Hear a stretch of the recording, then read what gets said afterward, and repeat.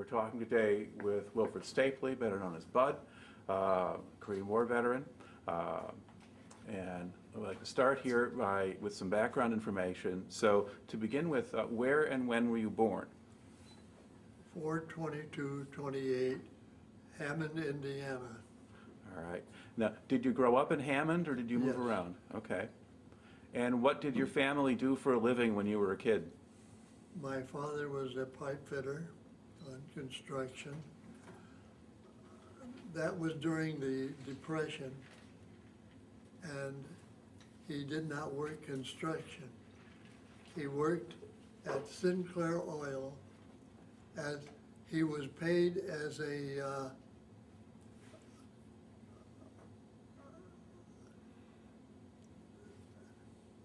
laborer, but he worked in the pipe fitter, and he couldn't do anything about it.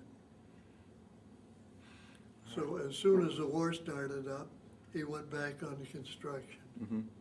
So basically the jobs opened up more Yeah. and that got a little bit easier. Okay. Now, you were still pretty young when Pearl Harbor happened, but do Yeah. you remember how you heard about that?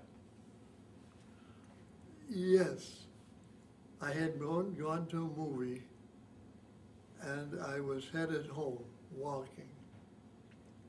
And a kid I knew, went by on a bicycle. Hey, do you hear the Japs hit Pearl Harbor? I said, where the heck was that? You know, I'd never heard of Pearl Harbor. All right. Okay. And then once that happened and you understood what that was, did you follow the news of the war pretty carefully? Quite, Okay. yeah, And did you have friends or relatives who were in the service then? yes. And did you have any older brothers who were in, or? No, I was the only kid. Okay. All right. Now, as you got older, did you think that you wanted to get in yourself while the war was going on? Yes. Okay. And so what happened? I was too young to get in.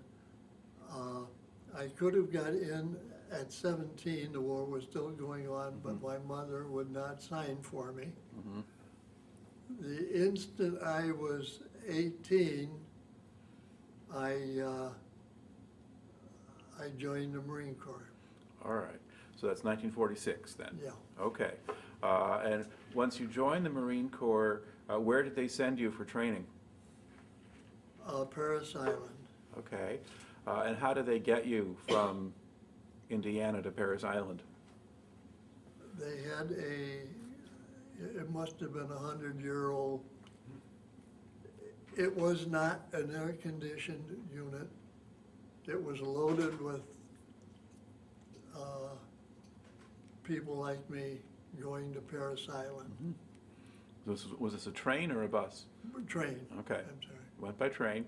All right. And what kind of reception do you get at Parris Island? Oh, you got to be kidding. Most people They don't know. were ready for me. Okay. Do you remember what time of day you got there? It was during the day. It was during the day then. Okay. And what they did, they had 75 guys to a platoon. And they sent us through get all of our shots. And I had,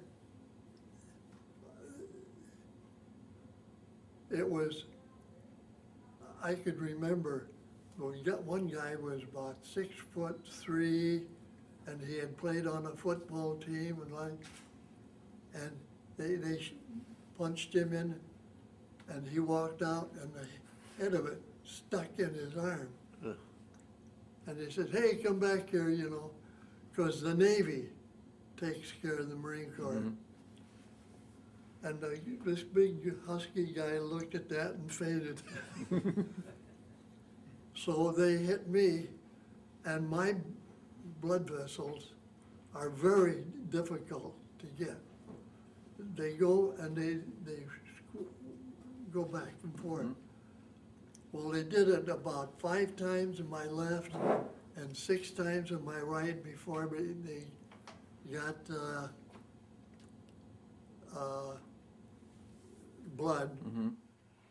So I was going down here, and the thing, what was like golf balls on my arms, and I went up to my platoon, and 90% of the platoon had passed out.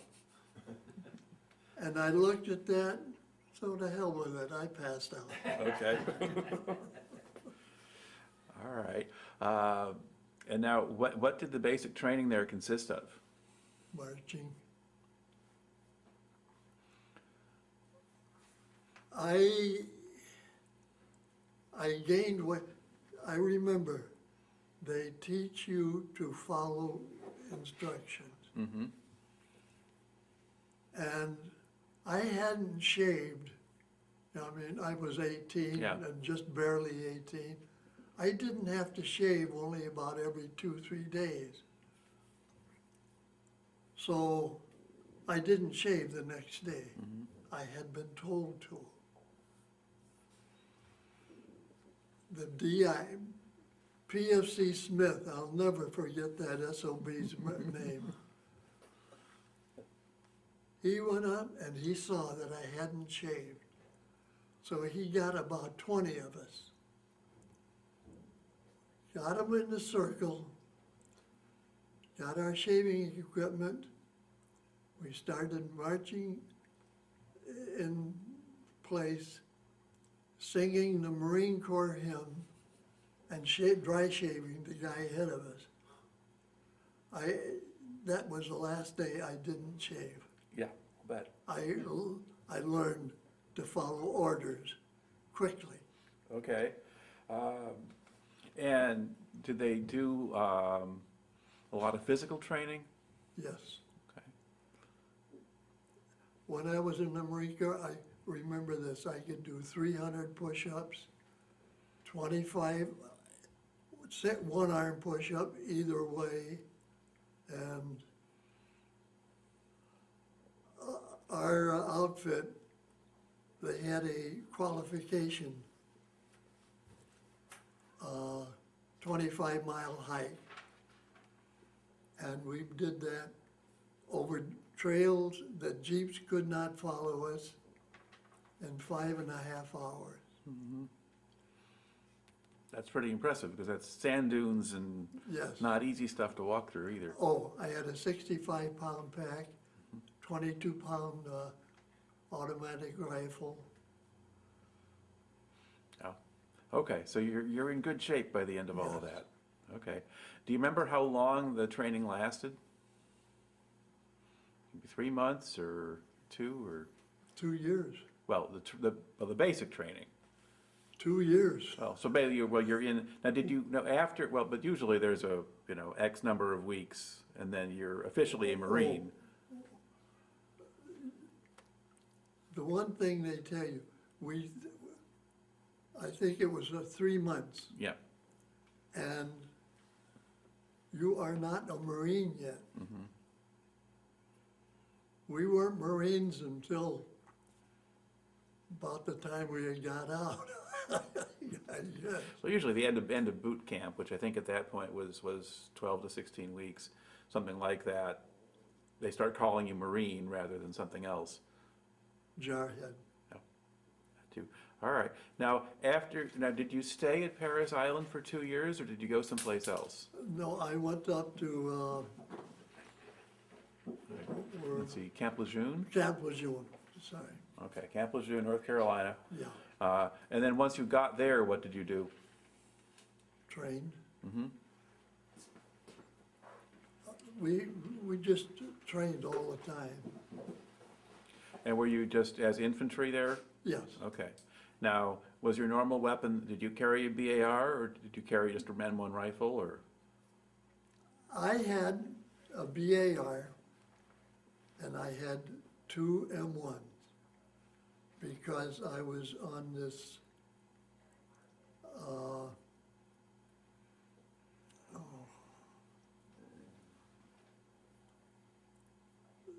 we were a demonstration outfit for the Marine Corps, the Second Marine Division. And I could do the manual of arms with the BAR, which is a 22 and a half pound weapon. And I had two M1s.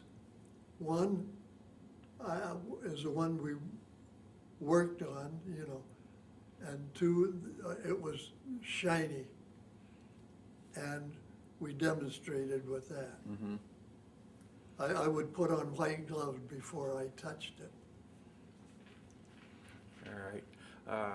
Now, so when you're at Camp Lejeune then, I mean, what would a typical day be like? Get up at 4 o'clock in the morning, go out and drill, and then about 6 or 7 o'clock we might have breakfast. And then drill. They kept us moving. Okay. Did you do a lot of bivouacs or field exercises? Yes. Okay. Right. And then did they ever send you other places for specialized training or exercises, or did you just stay at Camp Lejeune? We pretty well stayed at Camp Lejeune. All right. Now, while you were there, would you go off base very much? Yes. Okay, where would you go? I can't remember the name of the town, but it was the biggest place, what am I saying? It was where the 82nd Airborne also went. And it was a matter of who was the toughest, the Marines or the 82nd Airborne. And I can say they are tough. All right, let's see, because Jacksonville is a town that's in that area. It could be that. Yeah. Now, at this point, when you're going in, the military is just beginning to desegregate, but the South is still segregated. Did you have any black troops with you, or were you all white?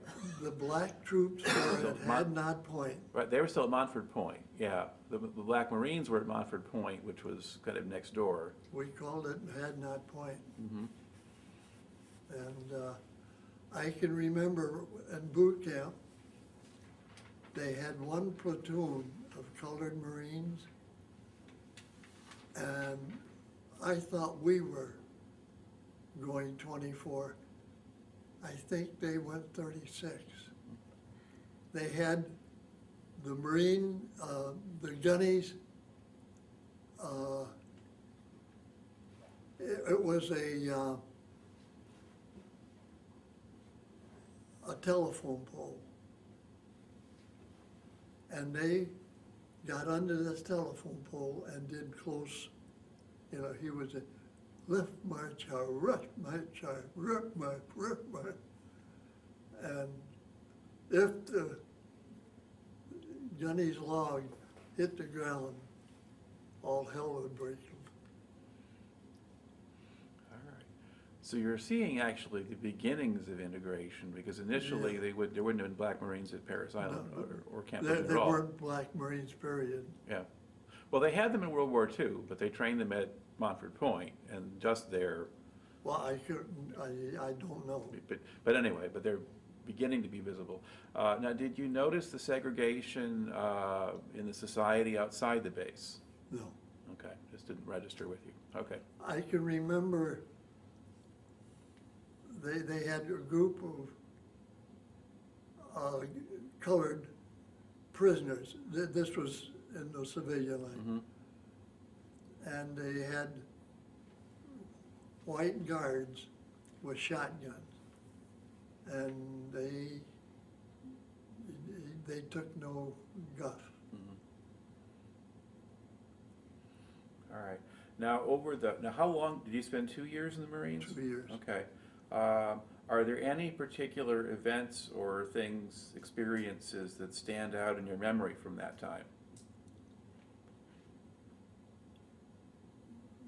Just the fact that they worked me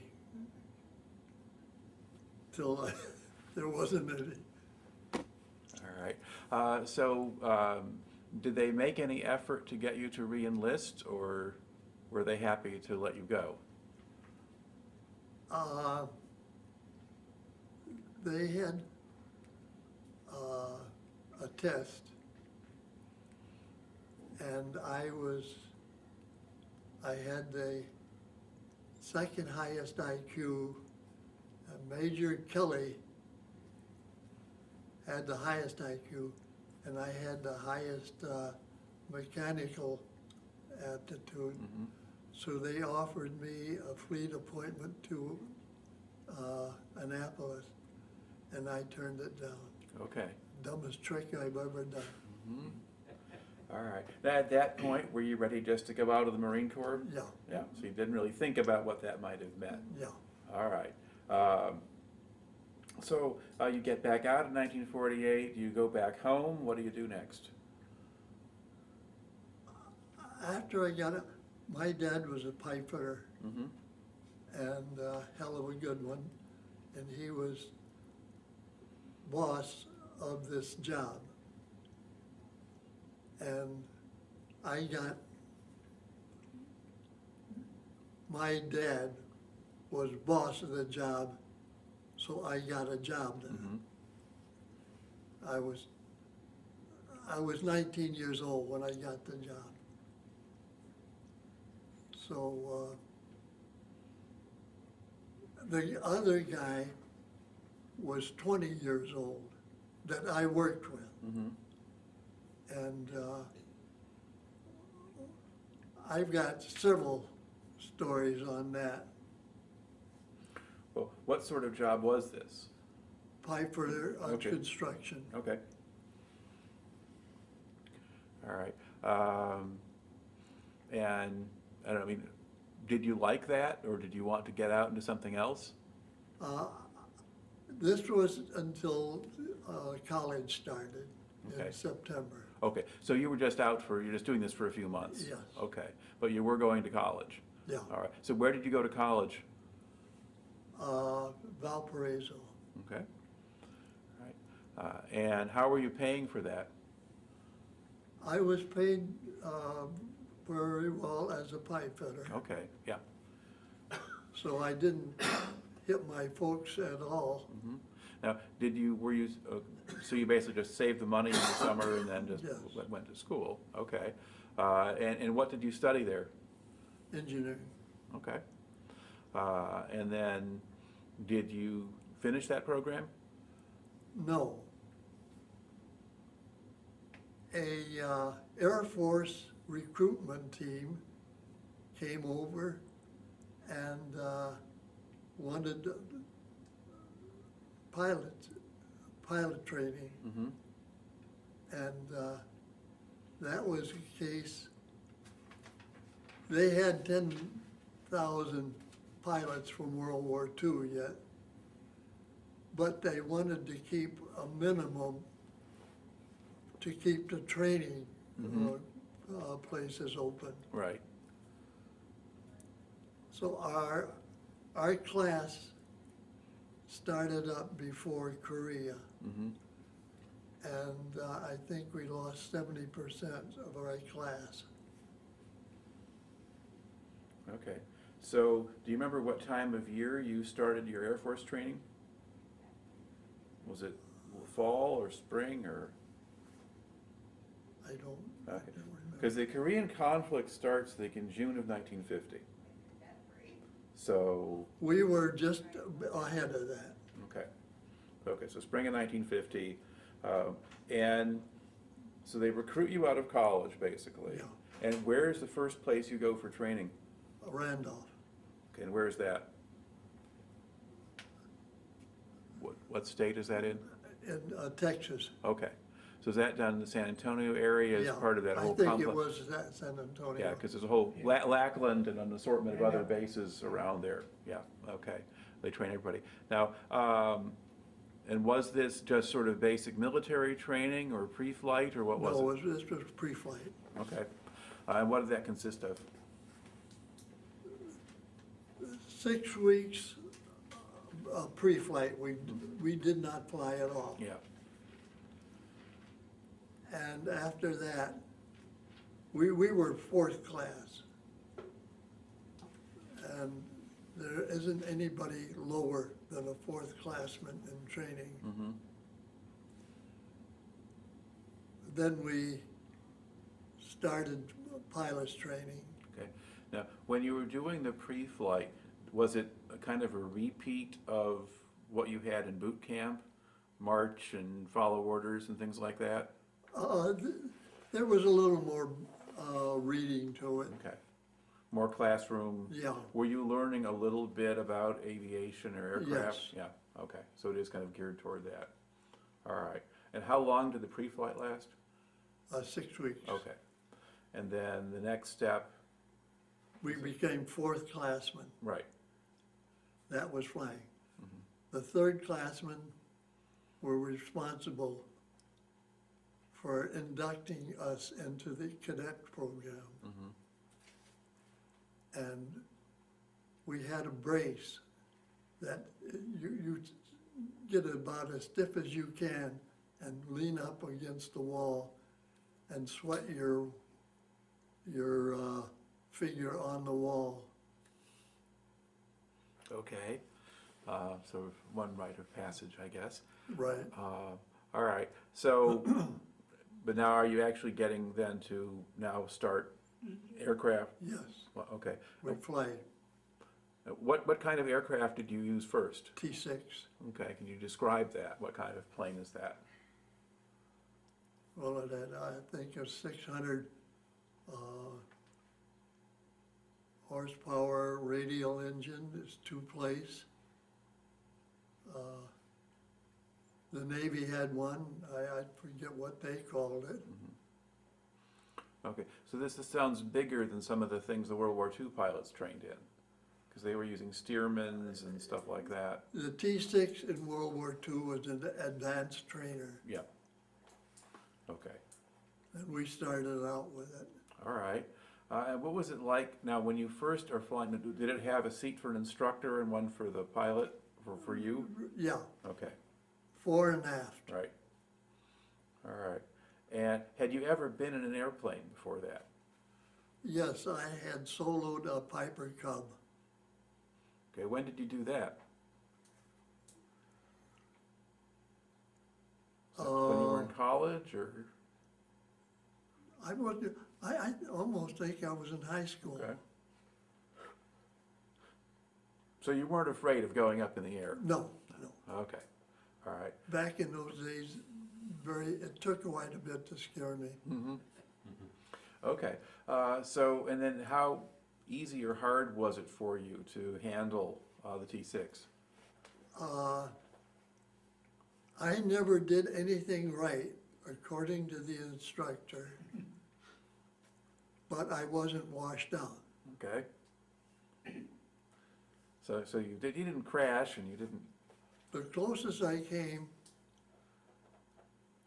we landed and a gust of wind hit me and the plane like that, and I was just ready to pull the wing up, and the instructor hit it like that and jammed my arm against the side of the cockpit, and we got grass stains on it, and I paid for that. Mm-hmm. Oh. Even though the instructor did it? Well, we worked together. Mm-hmm. Okay. And is this still all in San Antonio, different fields when you're doing this, or have they moved you now somewhere else? We were moved to North, I can't think of the name of it, to North Texas. Okay. Like in Denton or someplace like that? Denton, yeah, Yeah. sorry. Learn your You've airbase. been there. Well, I've talked to enough Air Force guys. Okay. So, and then once you kind of survive the training in that plane, now what do you get? Then we were 6 months in basic, Mm-hmm. and then we went to advanced, where we we didn't go right into 51s.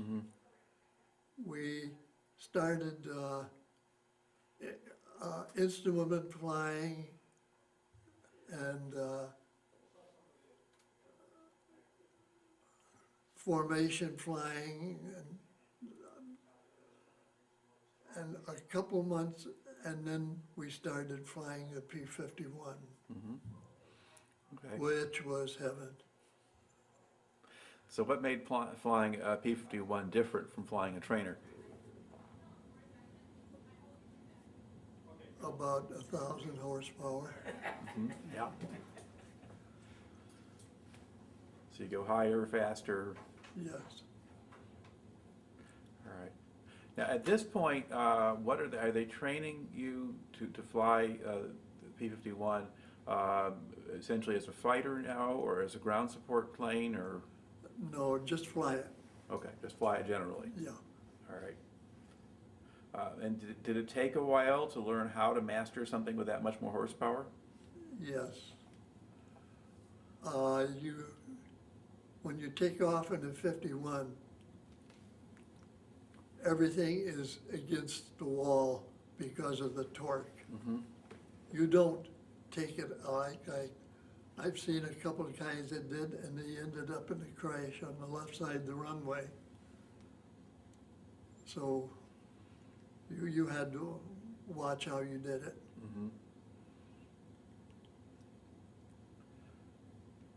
And how long did you spend training? 6 months. Another 6 months. So they're still taking you, it takes like a full year, really. 13 months. Yeah, to get you ready to actually go Yeah. and fly in combat, which is pretty similar to World War II. They just had more stops Yeah. along the way. Okay. Now, while this was going on, were you paying much attention to what was going on in Korea, or were you just minding your own business? Oh, I would get in bed and I'm flying the 51 in combat, you know. That, you know, everybody else is gonna get hurt, but you're gonna make it through Korea. Okay. But while you were training, did you pay any attention to the news from Korea? Oh, yes, yes, yes. All right. And did you remember hearing about the Soviets or Chinese or Koreans beginning to use MiG-15 jets? Or did you only run into those after you got over there? Or? They came later. Okay. So while you're in these training schools and so forth, I mean, did you spend pretty much all your time on the base, or would you go off the bases at all? We didn't go anyplace else. We just flying, I mean. Yeah. But when you're off duty, essentially, when you're not training.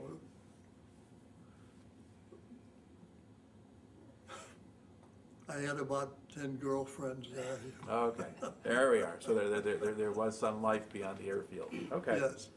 All right. And did you have more freedom when you were in Denton than you had down in San Antonio? Or? Oh, yes, quite a bit more. All right.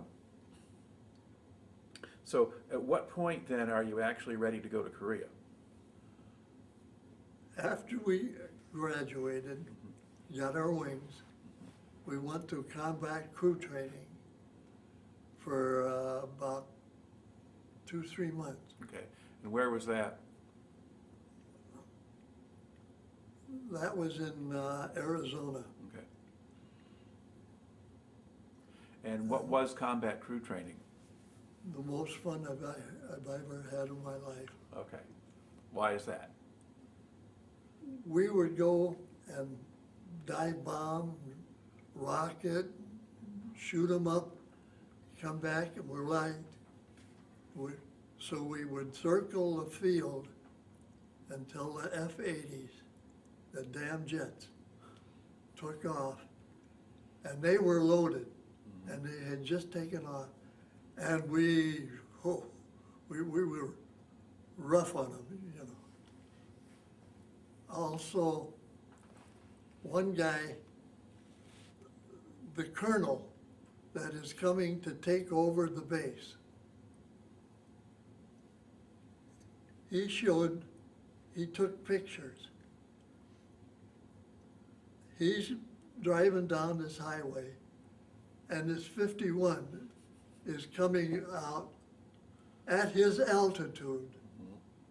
And just a bit, went. He got the whole, now this was a definite time. They could have found out there was only 4 or 5 51s up at that time, in the process.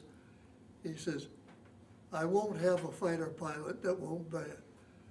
But I got out, and if that guy had come around and I'd got his number, he says, all hell would be paid. But like I said, he didn't really try. Mm-hmm. But he had to do something. Yeah. All right. Okay. So at this point now, your training is geared toward ground support. Yeah. And do you think in part that was because the North Koreans didn't have an Air Force to speak of, or? Yeah. Well, this is what we were going to do over there. Mm-hmm. Okay. And so was it expected that the F-80s would be the ones that would serve as the conventional fighters? Yeah. Okay. All right. And so you get to practice bombing things. So you get to bomb things and blow things up, yeah, and harass the jet pilots and just have fun. Generally have a good time. Okay. So when do you actually go to Korea? It's now 52 by the time you do Thursday. Thursday. Sorry.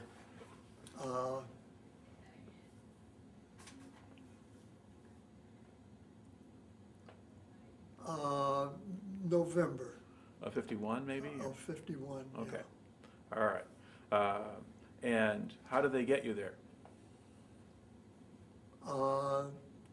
Flew me, we took off and landed at Hawaii, landed at, I forget it what it, and took us right into Korea. Okay. You didn't stop in Japan first? Or? Yeah, I stopped in Japan for a couple of days. Okay. And then on to Korea. Yeah. So where were you based in Korea? K-10. And where in Korea is K-10? The Bay of Chinhae. Okay. Our runway went up to the Chinhae Bay and stopped. We had one airplane where his engine quit and he went into the water, and divers went out and he was upside down, and they said, he's dead, he's drowned. So they had an old deal. They went, whatever, and hooked around the tail of the 51 and pulled him out, and he had been on 100% oxygen all this time. So he survived that. He survived that. All right.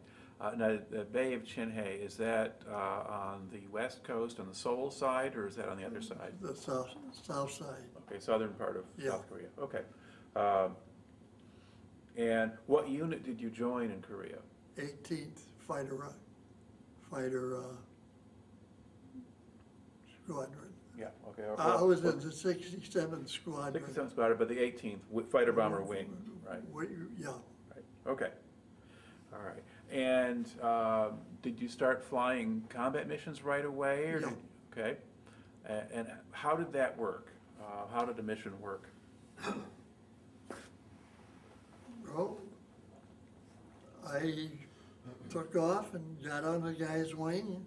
We went up and bombed the target. And I didn't weave quite as much as they wanted to, so they chewed me out. when we got back, you know. Why are you supposed to weave back and forth? Oh, yeah. And You why? you fly straight for 3 seconds and the 90s would get you. Okay, that'd be 90 millimeter anti-aircraft Yeah. guns? Okay. So you mentioned you get on somebody's wing. Did you fly in pairs? We usually fly 4. Okay. And what kinds of targets would you attack? Quite often we would get for rail cuts. Mhm. And if they had a target, you know, worthwhile, we would go in and bomb that. If the, pardon me, the gooks would attack the infantry, we would go in and hit them. And we had 500-pound bombs that would detonate about 100 feet up in the air, and they were loaded with shrapnel. Mm-hmm. And the Chinese, whatever, they would attack in 5 waves. The first 2 waves were completely armed. The third wave had about half armed. The 4th and 5th wave would pick up the weapons of the guys that had been shot. Mm-hmm. And we would come up. We were loaded about 70 miles south of the lines, Mm-hmm. and we could get up there in 15 minutes, you know. And then we would shoot them up with 50 calibers and Mm-hmm. 5-inch rockets, napalm, whatever. Mm-hmm.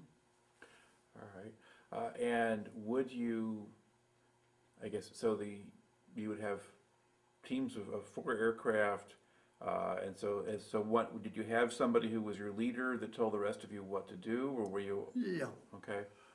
Most of we would go up in 16, Mm-hmm. you know, 4 flight. Right. 3 American squadrons and 1 South African squadron, the 2nd South Af. Okay. And they were real good guys.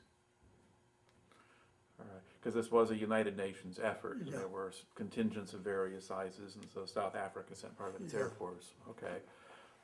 Now, while you were flying these missions, did you mentioned 90 millimeter anti-aircraft. Now, those are big guns. Those are Yes. high altitude guns. Would you? But they were controlled by radar, Mm-hmm. which you did not want to go fly straight. Okay. Now, would you attack the radar stations if you could, or was? Yeah, if we knew exactly where they were, we would put a couple bombs in them. Mm-hmm. Okay. And then did you get to, when you're actually making the attacks, though, you would come down lower to drop. Yes. So then you would get machine gun fire and that kind of Yes. thing as well. How effective was the anti-aircraft? Quite.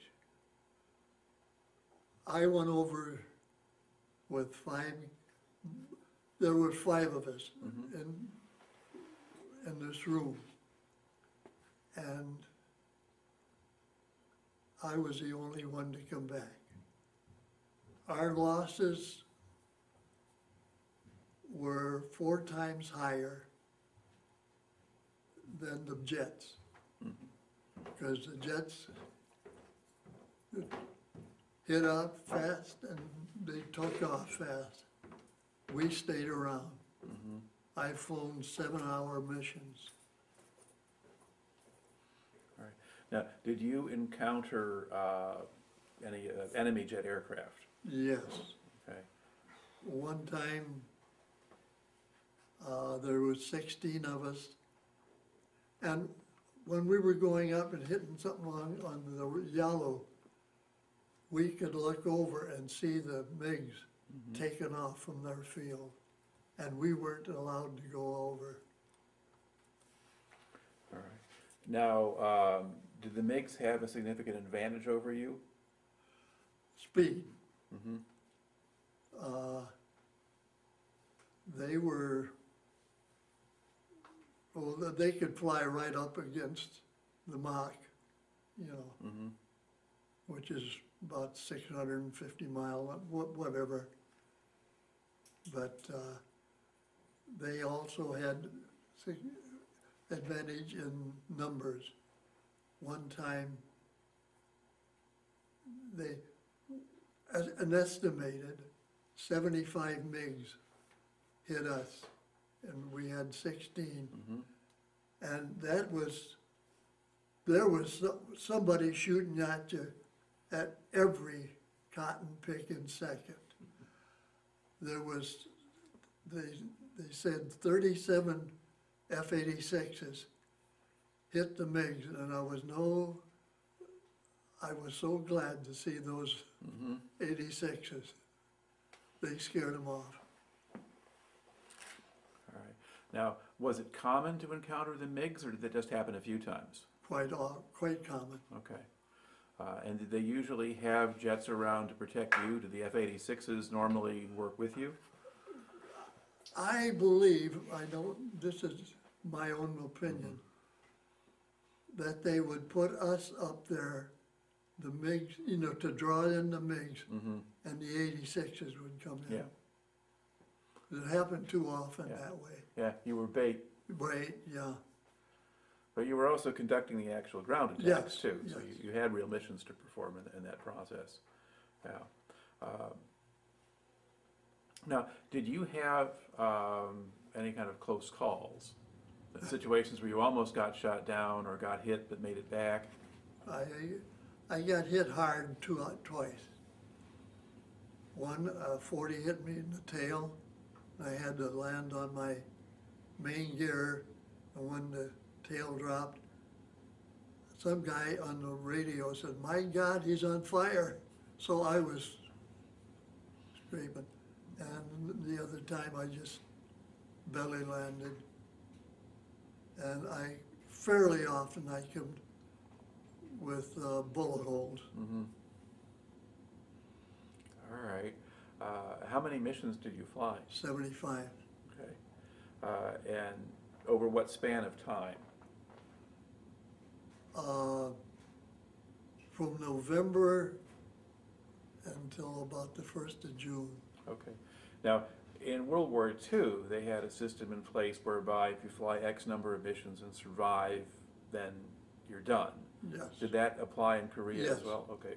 I flew my 75 and I came home. Okay. Now, what were your living conditions like in Korea? Tents. Tents up at K-46, which was our north base, where we flew a mission from. We had Quonset huts down south. Okay, so K-10 had Quonset huts. Yeah. Okay, all right. And now, were these tents that had hard sides, or were they just all canvas? Did you have anything like wood around the sides or anything like that? We had tents. Okay. A buddy of mine, the crew for a flak position had just got done putting wooden sides on it. Mm-hmm. He was taking off with a full load of gas. One of his main gear collapsed, and he went right, he just missed their tent, and flames. I remember I was walking and I saw that and I said, "Sayonara, boy, son." You know, I figured he was dead. Mm-hmm. And I can't tell how long it was, but he put it on 100%, cranked that, and he was not getting burnt.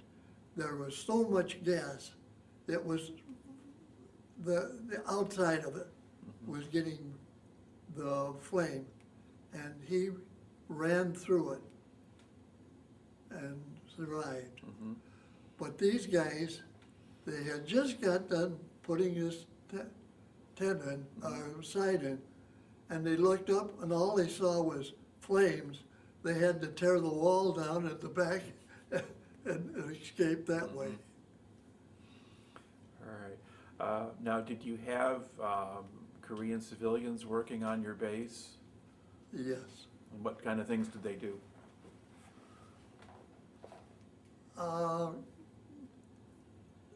They did not work on the military part. Right. They took whatever they could do, because So they do, I mean, did you have like a housemaid type, somebody looking after you, or? at K10, we had Pansana. Mhm. She kept our place up and kept it clean. You didn't touch her, Mhm. you know. They told her, you mess around like that, you're gone. And her pay was better than the first lieutenant in the Korean Air Force. Okay, and then did you have other Koreans working, you know, food service or I cleaning the suppose base, so, that kind yeah. of stuff? But you mostly just knew her Yeah. at that point, okay. Now, did you go explore at all in the Korean countryside or go into Seoul or anything No. like that? Okay, Let's put it this way. At one point, K10 had big mountain there. You could not take off and climb over the mountain. Mhm. You had to make it do. At one point, they had artillery shooting over the mountain and landing on the North Koreans. It had come that close to getting K10. Mhm. That was before I got there. Yeah. But when you were there, but you would not normally go off of the base and go anywhere? No, Okay. Did you get to go into Seoul at all, or? every 5 weeks, we got an R&R, Mhm. and we call that rape and rampage in Korea, Tokyo. Okay, we'll go to Tokyo, not Yeah. Seoul, okay. And what impression did you have of Japan and the Japanese? I was very impressed. I was impressed by both the Japanese and the Koreans. Mhm. And what impressed you about them? They weren't dumb. They were sharp, and they worked, and you had to respect them. I can see why the Japanese gave us such a hard time in World War II. Because when the World War II started, I says, oh, this will be over with in a couple of months. Mhm. Boy, was I wrong. All right. Now, how did they seem to view you? I mean, how did the Japanese seem to regard the Americans? Money, Okay. that was, they were after our dinero. Now, did you still see, in Japan, did you still see signs of war damage, or were things pretty well Yes. rebuilt? Okay. I was at where that atom bomb Well, it's hit. Hiroshima. I went through that, Mhm. and it was still flat. But that was left that way pretty I intentionally. think so, yeah. But other places like Tokyo or Yokohama or places like that, I mean, did you see signs of war damage there, or was everything rebuilt? It was rebuilt quickly, Mm-hmm. you know. You didn't get big buildings or anything. You got these little stuff that they threw together. Mhm. But they made it, they Yeah. lived. Yeah, and there was just in the beginning stages, really, Yeah. of rebuilding and becoming what they became later. Okay, that point. Right. Now, What, are there particular people you served alongside who kind of stand out in your memory? I mean, other pilots or commanders or? I didn't meet him, but the commander of my squadron got the only, what's the top? Medal of Honor? Medal of Honor. He had been protecting a group on the ground, and we could usually keep them away with our 50s, Mm-hmm. but they came up with a tank, and that tank was going to get our bin. He flew his airplane into that tank, and if anybody deserved it, he did. Yeah. All right. Okay. Are there any others that you want to mention or bring up?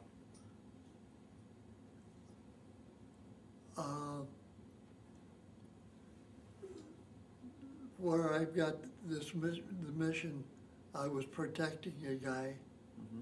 that had been shot down, and he was,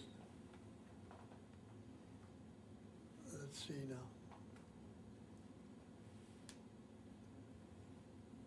We were, he was, He was your classmate, wasn't he, Bud, at high school or something? Is that the one you're thinking of? he was in the same class, but he was a jet pilot. So I met him 40 years later Mm-hmm. when our classman. But he was,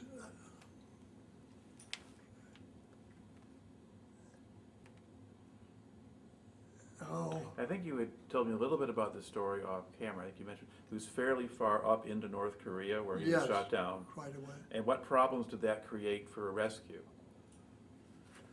They did not have a second man on the chopper.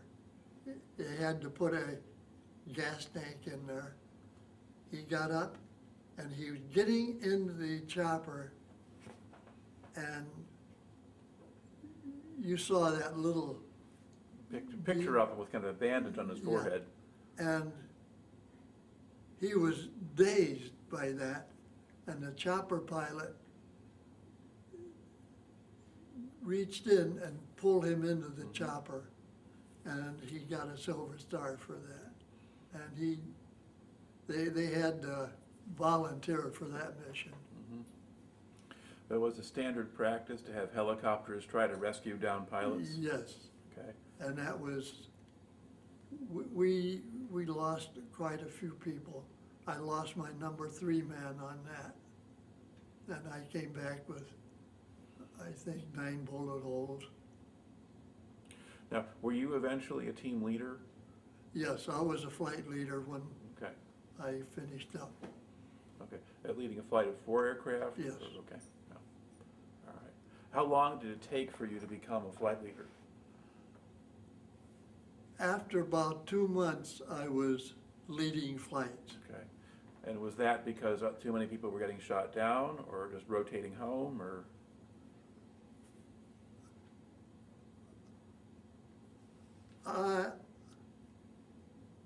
I just took to it. Mm-hmm. Okay, so you were good at it. All right, that helps too. Okay, so now, was it not standard practice? Would some of the team leaders become squadron leaders, or did you have to go through a lot more hoops before you could be a squadron leader? Normally, most of the squadron leaders came from World War II. Okay. They were all majors looking for a slot, you know. Yeah, because you had mentioned that they had all these leftover pilots from World War II, Yeah. and so there's not so many of you guys coming up anyway. So you get to stay in the lower levels. Yeah. All right. Now, once you, I guess, are there other memories about your time in Korea that kind of stand out for you that you haven't brought into the story yet? Yeah, I guess. I get hit a couple times, You mentioned that. and that,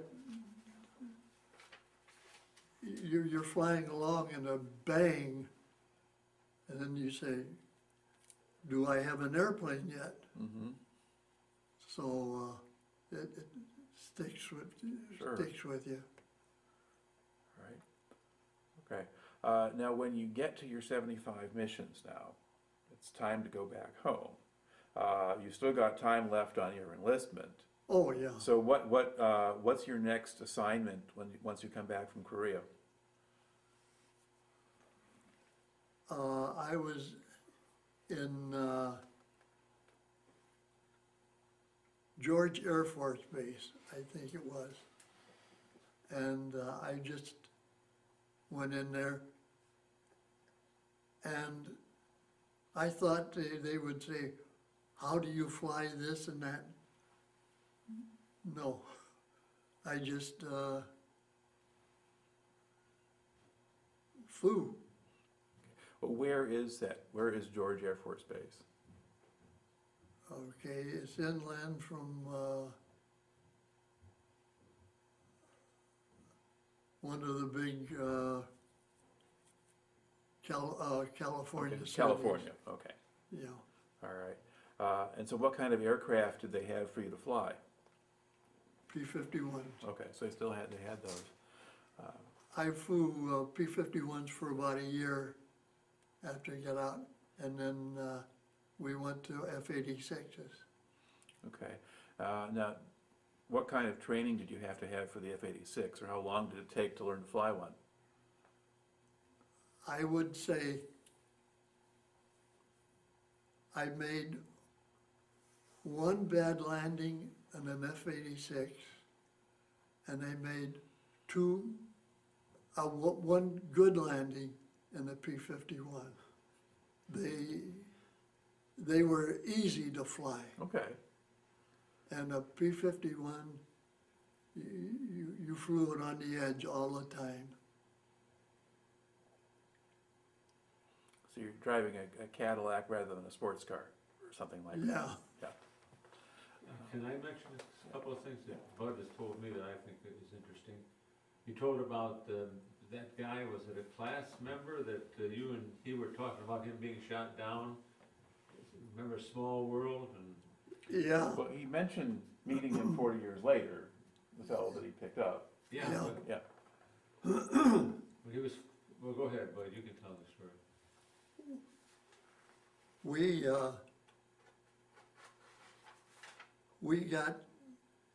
he was from New York, but his wife's sister was in Phoenix. And we would meet once a year and go out together and raise hell. You think that's bad? So I haven't heard from him in a couple of years, so I think the age has got to him. Weren't you flying, somebody was shot down, and he was telling the story of being covered by P-51 pilots.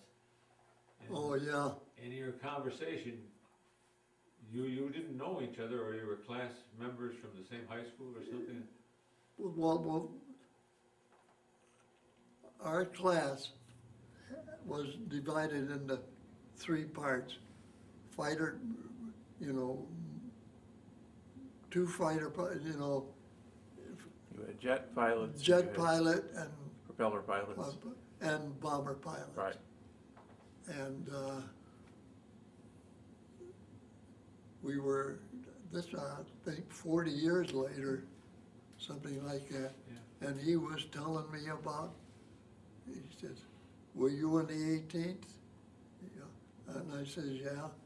He says, I was saved by a couple of 18th pilots. And he started And it was a case, I flew that mission, you know. Mhm. Right. He was one of the pilots. Small world. Yeah, small world. And then the Tuskegee guy, the Tuskegee. Oh, I thought that was interesting. on my third mission, I'll never forget that. Korea is vertical. Mhm. And we bombed in the bottom of this deal. And I messed around and lost my airspeed. And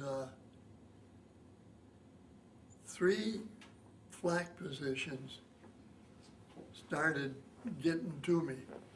I had no chance, you know, because I lost my airspeed trying to.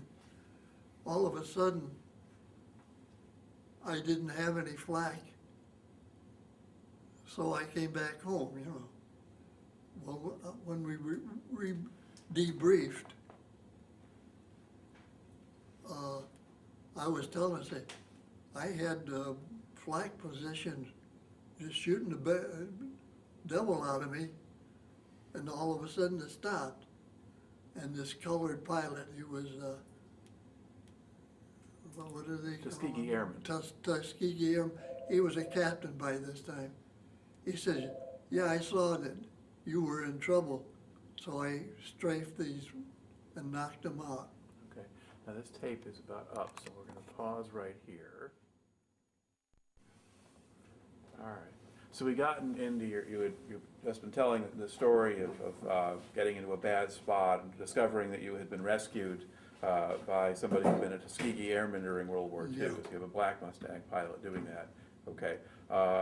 Was there more to that story, or was that the? That was probably, he finished his missions shortly after that. Mm-hmm. So I wasn't able to thank him enough. Okay. All right. Now, we are also mentioning off camera that the P-51 could be modified to take a passenger. Yes. Was your aircraft, could you do that with your plane, or did you do that? We had one that had been modified like that. Okay. And if we had one guy that had to go someplace, we'd fly him there. Okay. But because you took out all the gas, you didn't have that long flying time, and you didn't have your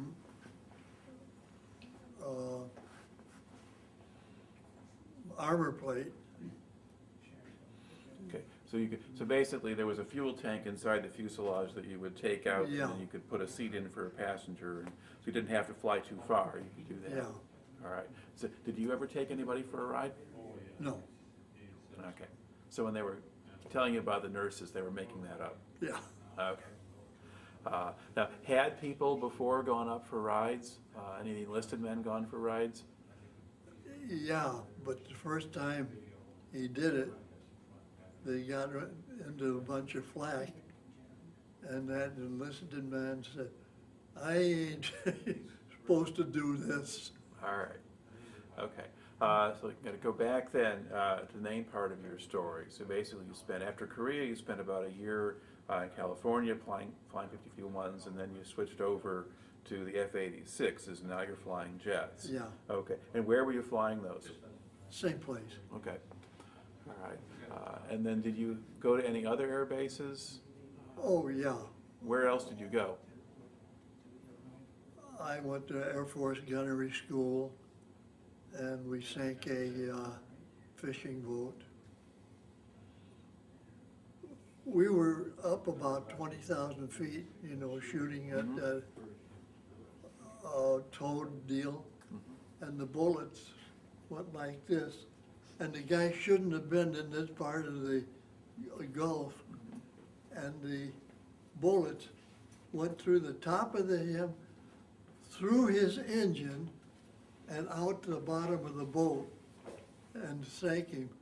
It took a while, but they came out and got all the fishermen off of the boat, and then they refused to save the boat. because he had been in a restricted area. Okay. In your scrapbook there, it looked like you were in Alaska at some point? Yes. That was just before I got married. Okay. The MiGs had been flying over Alaska, and the planes we had there could not intercept them. They just weren't fast enough. So they sent us up there, and wow, I'm not in the 51. I'm in an airplane as good as them. So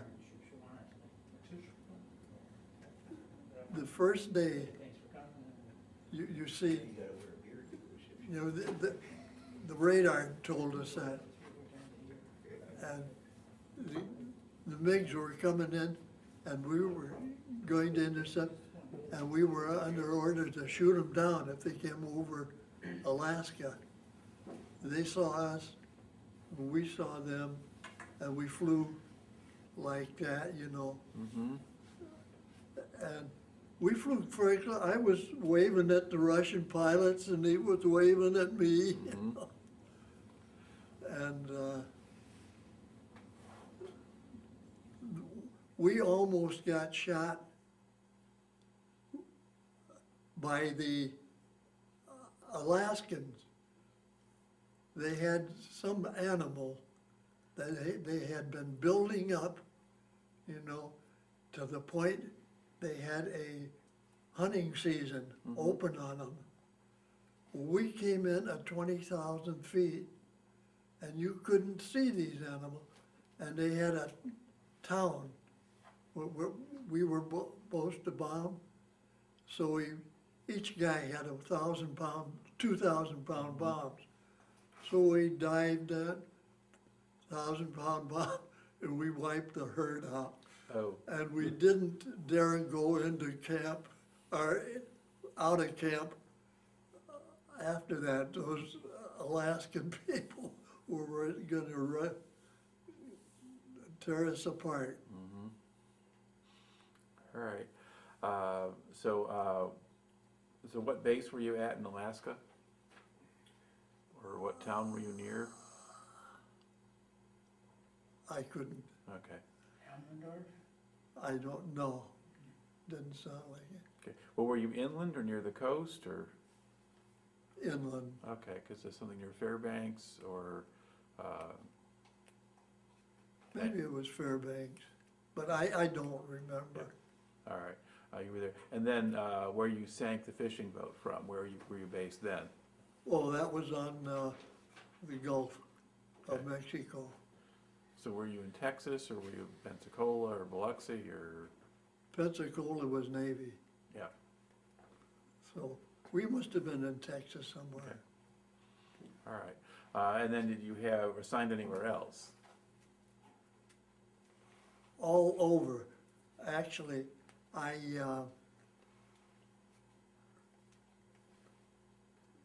they had all of our 51s were going to be delivered to other squadrons. And everybody was saying, I want a Flight 86. I still loved the food. So 3 of us took, I think, 75 airplanes all over the United States. So you visited a lot of different air bases, but Yes. you weren't really based in them? Yeah. All right. Now, did you give any thought to staying in the Air Force?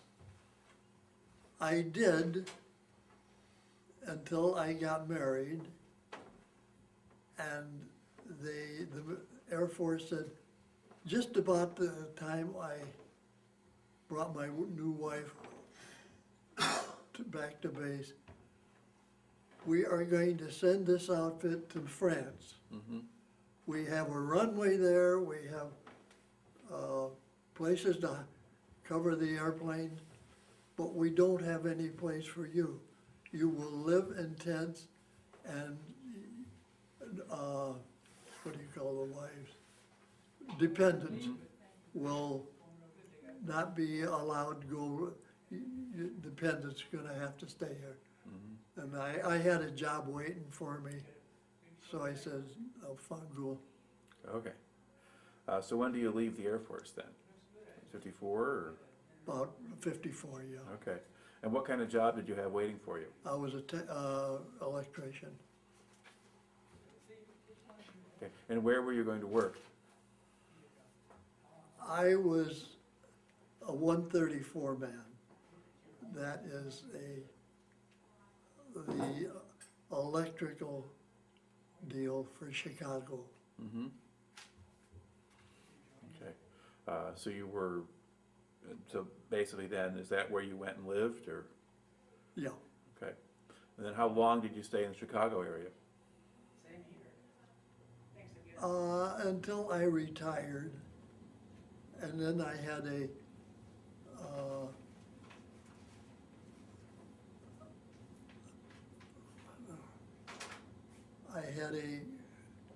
summer cottage Mm-hmm. up at Round Lake, and we retired to Round Lake. Okay. All right. So basically, did you have a full career as an electrician then, or did Yeah. you do? Okay. And did you work for any large companies or on your own, or?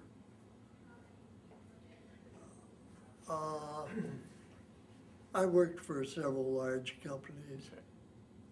All right.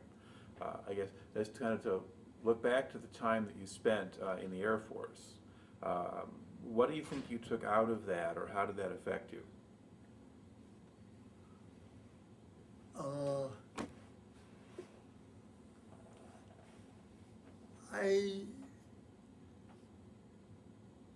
I know what it's like to almost get it. So I take every day as it comes. Mm-hmm. So you get a different perspective than other people Yes. have. Yeah. All right.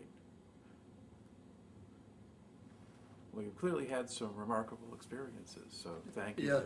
Thank you very much for taking the time to share that today. I had gray hair when I came back, gray in my hair when I came back from Korea. And how old were you? 24. Okay, well, you still have hair though, so you're not doing so badly now. All right, Yeah. thank you very much. I had Pleasure more was of a mine.